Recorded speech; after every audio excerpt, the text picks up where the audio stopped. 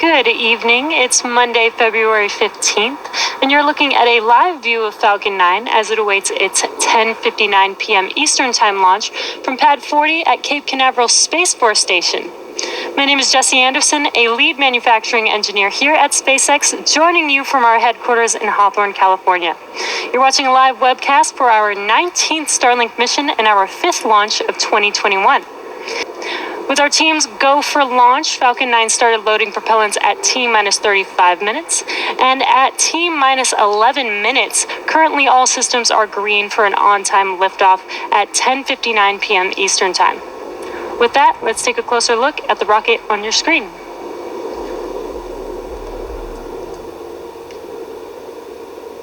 What you're looking at on your screen is a live view of Falcon 9. The two-stage rocket stands 70 meters tall, or 229 feet tall, and that's greater than the wingspan of a 747 aircraft. Falcon 9 was designed from the ground up for maximum reliability. Its simple two-stage configuration minimizes the number of separation events, and with 9 first-stage engines, it can safely complete its missions even in the event of an engine shutdown. The first stage is the bottom 2/3 of the vehicle. It has 9 Merlin engines that do the bulk of the work to get Falcon 9 off of the ground and up into the thinner parts of the Earth's atmosphere.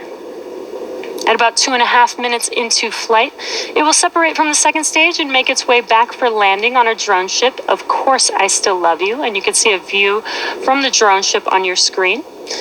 If successful, today will mark the 6th recovery for this booster. In order to help Falcon 9 make a successful landing, it's equipped with 4 hypersonic grid fins positioned near the top of the first stage. The grid fins help orient the rocket during re-entry and guide the rocket during descent. The first stage also has 4 landing legs made of state-of-the-art carbon fiber with aluminum honeycomb, which are positioned at the base of the rocket and deployed just before landing. Above the first stage is the second stage, which has a single Merlin vacuum or MVAC engine, which ignites after the first stage separates. At full power, the Merlin vacuum engine operates with the greatest efficiency ever for an American-made hydrocarbon rocket engine. The second stage is what will carry our Starlink satellites to orbit, deploying at about T+1 hour into the mission. And lastly, our Starlink satellites are safely enclosed inside of the 5-meter or 17-foot diameter payload fairing, and that's what you are looking at on your screen. This is that large structure at the very top of the rocket.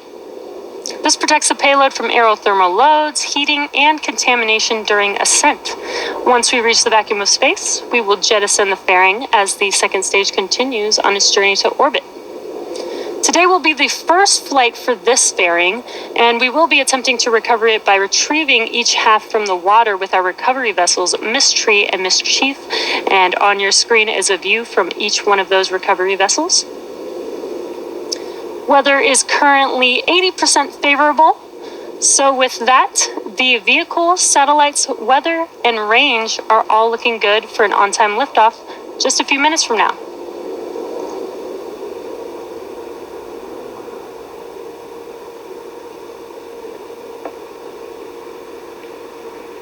As I mentioned earlier, it's been a busy few weeks here at SpaceX. Not only are we already on our 5th launch of the year, but we've made a lot of progress in the development of our human spaceflight programs. When SpaceX helped return human spaceflight to the United States last year with the launches of Demo 2 and Crew 1, it also helped pave the way for human spaceflight missions to become accessible to the general public. At the beginning of February, we announced the world's first all-commercial astronaut mission to orbit, targeted for no earlier than October of this year. The mission will be commanded by Jared Isaacman, the 37-year-old founder and chief executive officer of Shift4 Payments, and an accomplished pilot and adventurer. The mission is named Inspiration 4 because of the 4-person crew's mission to inspire support for St. Jude's Children's Research Hospital and send a humanitarian message of possibility. The 3 additional crew members, each selected from the general public, will be announced by the end of March. And in fact, if you'd like to be one of the crew members on board this mission, head over to inspiration4.com and donate to St. Jude's Children's Hospital. Everyone who donates has a chance to be selected, so you never know. The next person they announce as a crew member just might be you. And the last highlight to share today involves the testing of our newest spacecraft, Starship. On Tuesday, February 2nd, Starship Serial Number 9, or SN9, completed SpaceX's second high-altitude flight test of a Starship prototype from our site in Cameron County, Texas. Serial Number 9 successfully reached its apogee at 10 kilometers with the help of 3 Raptor engines and accomplished all of its intended milestones on ascent and descent. However, during the landing flip maneuver, one of the Raptor engines did not relight and caused Serial Number 9 to experience a RUD, or Rapid Unscheduled Disassembly. While it would have been great to land Serial Number 9, the testing campaign is the right place for a RUD. These test flights are meant to improve our understanding and development of Starship, and it's when things don't go as expected when you tend to learn the most. So from an engineering standpoint, every time we learn more than we knew before, the test is a success. And looks like we have pressure for strong back retract. The team is designing Starship to be able to carry both people and cargo on long-duration interplanetary flights. And we're hoping that one day Starship will help us return to the moon and allow humanity to travel to Mars and beyond. Stay tuned for the flight of Serial Number 9 in the weeks to come. Strong back retract has started.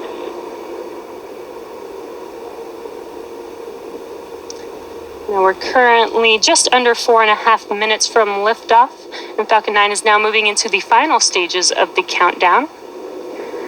And the transporter erector is preparing to retract right now. That is the TE, and that's that white painted structure that you can see on your screen. It's right behind that fairing next to Falcon 9. There you can see a better view of the transporter erector. And the clamps will open up first, and then the transporter erector will then begin to retract away from the rocket slightly. And at T0, hydraulics pull the TE farther away from Falcon 9 as it lifts off. And it may be a little hard to see, but it is slightly moving back right now. Now the TE provides liquids, gases, electrical connections to the second stage, as well as air conditioning to the payload. And the first and second stages are both nearly fully loaded with 1 million pounds of kerosene fuel and liquid oxygen. Super chilled liquid oxygen is our propellant oxidizer, and those white clouds that you can see around the rocket are the moist Florida atmosphere condensing around the areas where the cold gaseous oxygen is venting overboard. 5, 4, 3, 2, 1, 0. Ignition and liftoff.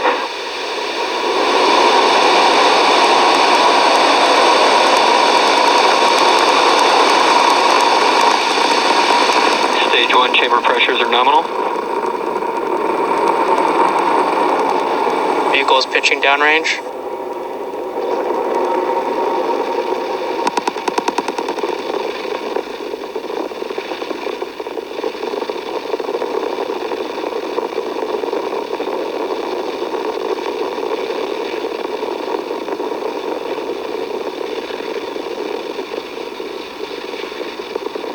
At T plus 40 seconds into flight, Falcon 9 has successfully lifted off Telemetry are nominal.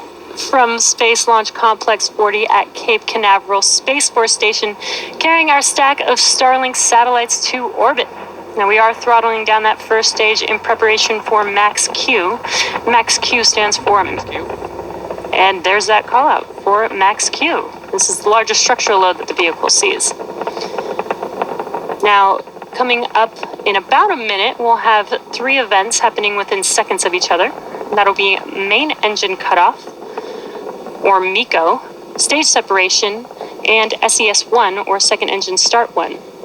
Now, MECO is where all 9 of the M1D engines shut down, and that slows the vehicle down in preparation. Vehicle is following a nominal trajectory. That slows the vehicle down in preparation for the second event, stage separation. MVAC engine chill has begun. And stage separation is where the first stage separates from the second stage. First stage will make its way back to Earth, while second stage continues on its journey with SES-1, or second engine start 1. And that's where we light up the MVAC engine, and it will propel the second stage along with the Starlink satellites to orbit. And we're just under 30 seconds away from those three events. Again, that is MECO, stage separation, and SES-1. We've got a really cool view of the first stage and those 9 Merlin 1D engines burning bright.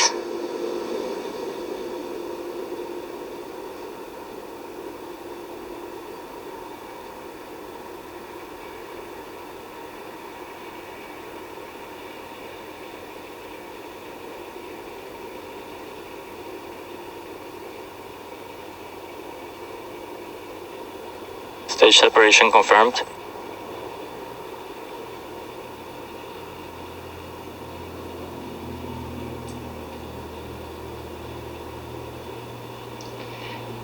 And there you saw MECO and stage separation. On your left-hand screen is the first stage, with the right-hand screen being the second stage. And you can see SES-1, that MVAC engine is now glowing bright red there.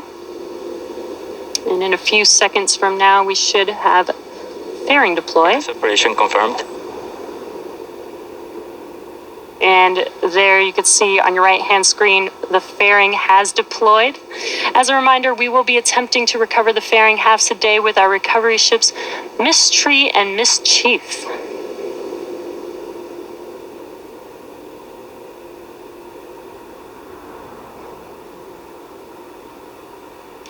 Now, as Stage 2 heads towards its targeted drop-off orbit, Stage 1 will execute 2 burns in order to make its way back to Earth.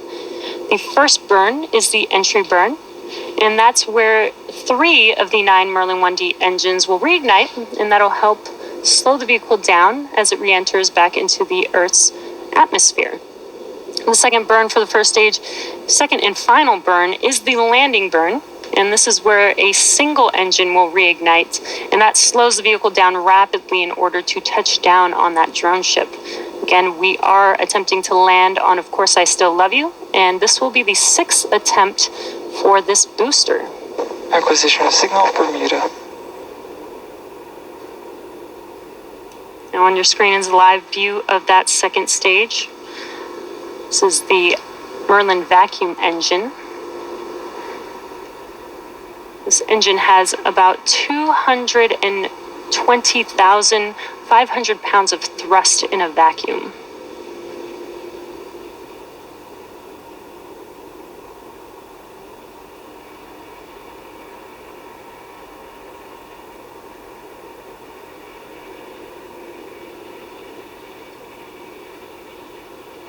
We're just under a minute and a half away from the entry burn on the first stage.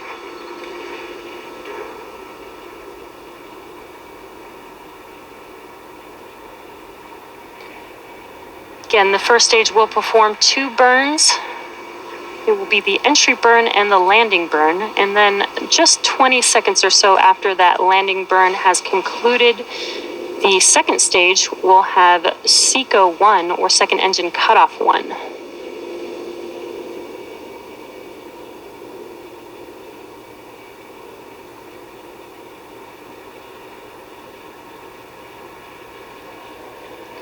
Stage 2 is still on a nominal trajectory. This is carrying our Starlink satellites to their targeted orbit.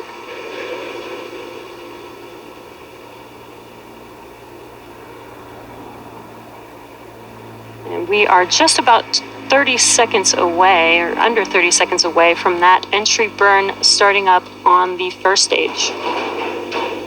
The entry burn will last about 20 seconds long. And again, it will be 3 of the 9 engines reigniting. Stage 1 FTS is saved.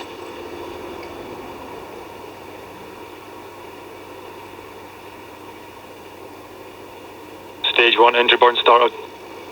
And there you can see on your left-hand screen as that view lights up, those 3 engines are burning bright, helping to slow the vehicle down as it enters back into the Earth's atmosphere.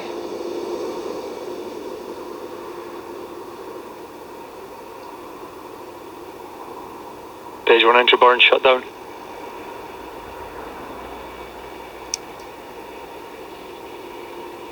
We did have a call out for entry burn conclusion.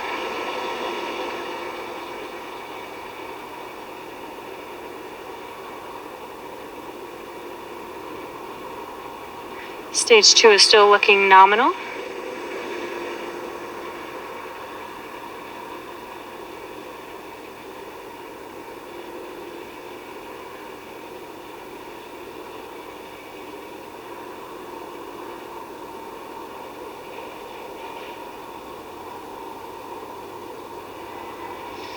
We're just under 30 seconds away from the landing burn beginning on the first stage.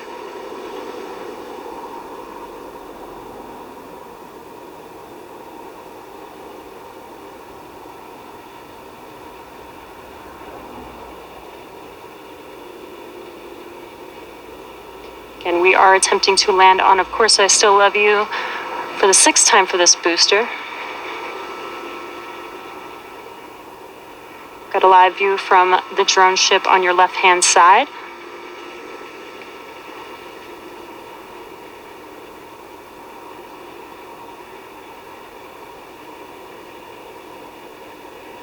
We did get a little bright glow, but no longer see a flame there.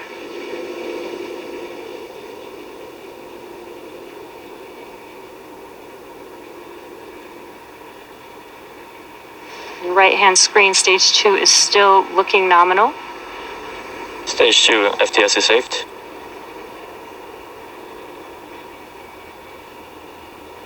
And it does look like we did not land our booster on Of Course I Still Love You tonight. It is unfortunate that we did not recover this booster, but our second stage is still on a nominal trajectory. And there's that call out for SECO, as I mentioned earlier. That is second engine cutoff 1. Again, we are doing 2 burns for this MVAC engine. Nominal insertion orbit. And there's that. Lost the signal at Cape. There's that call out for a good orbit. So now stage 2 is going to coast in this orbit for the next 35 minutes or so. So we'll see you back here at T plus 45 minutes for a second stage relay.